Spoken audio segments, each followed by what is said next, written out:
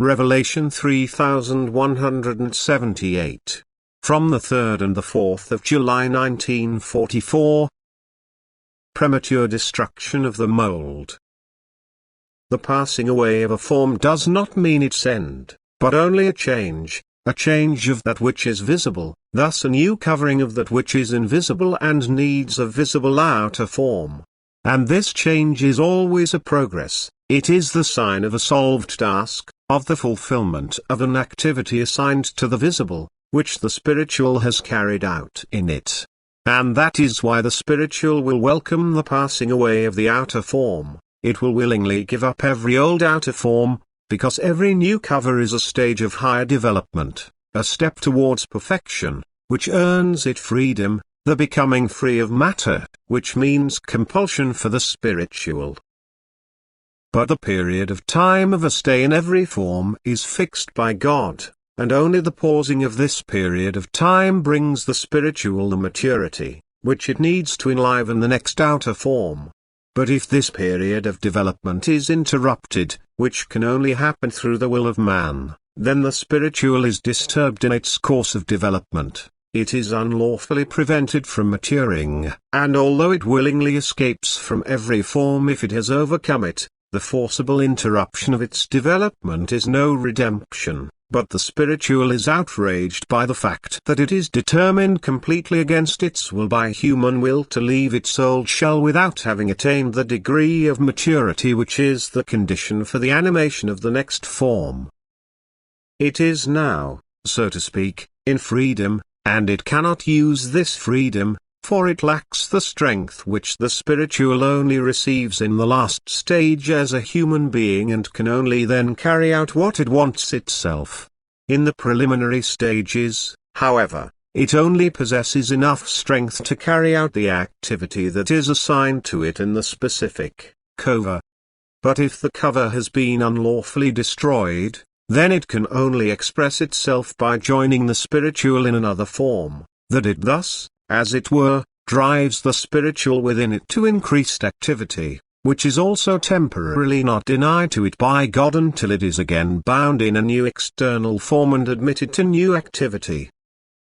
Through the frequent change of its outer form, the maturing of the spiritual is favored, but never through violent destruction, which rather delays the maturing and thereby prolongs the course of development.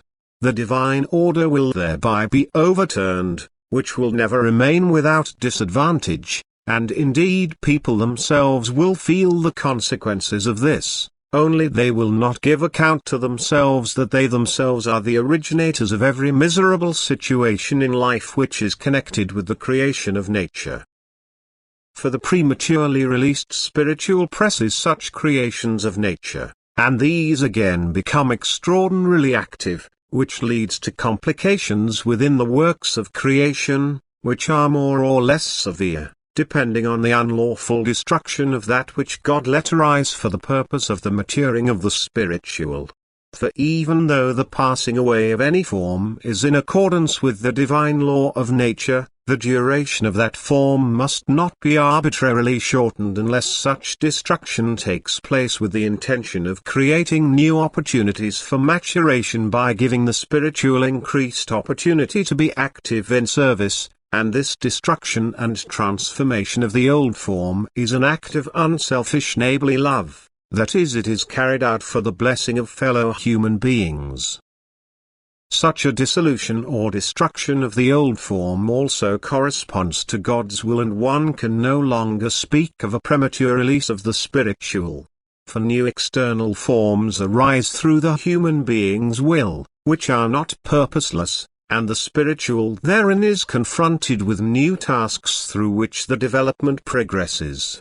The spiritual is therefore indestructible but not visible to man. The visible, however, can certainly dissolve and the old form disintegrate, but it is likewise God's strength which does not pass away but is only temporarily withdrawn until God's will has reshaped it again into another form visible to man.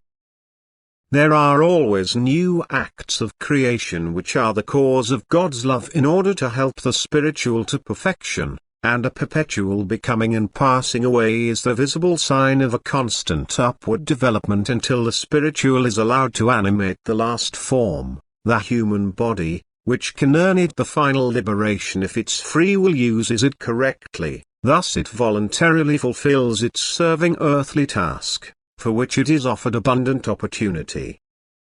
Amen.